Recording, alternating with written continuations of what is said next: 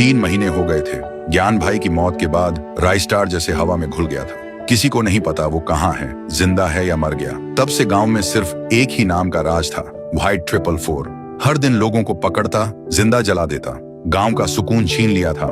आसमान में रोज धुआं होता था और जमीन पे सिर्फ राख। लेकिन एक रात व्हाइट 444 के प्राइवेट गोदाम में एक भयानक धमाका होता है। उसका सबसे महंगा fighter jet, rocket launcher, fighter truck, सब कुछ जलकर राख हो जाता है। व्हाइट 444 भाग कर आता है और जब देखता है पहली बार, उसके चेहरे पर डर होता है। वो चीखता है, किसने किया ये सब?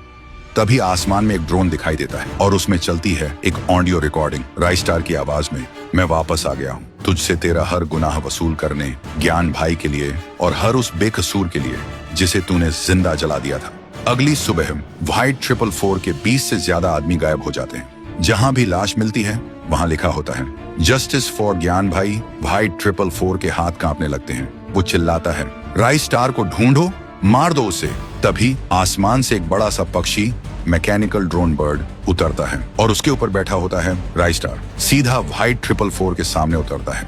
व्हाइट 444 बोलता है, तू है वो इंसान, बहुत मजा आया।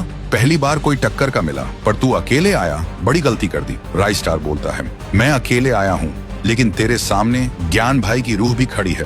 तभी अचानक धुआं उछाता है और शुरू होती है फाइट। राइस्टार एक एक करके व्हाइट 444 के सब आदमियों को खत्म कर देता है। जब धुआं हटता है तो जमीन पर व्हाइट 444 गिरा पड़ा था और उसके साथ सारे आदमी मारे, सब के सब खत्म। अगले दिन पूरा गांव एक जगह जमा होता है। राइस्टार ज्ञान भाई की तस्वीर के सामने दिया जलाता है। गांव फिर से शांत हो चुका था। आज हर चेहरा रो रहा था, पर सुकून के आंसुओं के साथ। और दोस्तों, अगर आपने भी ज्ञान भाई का बदला महसूस किया तो कमेंट करो, लेजेंड नेवर डाइज।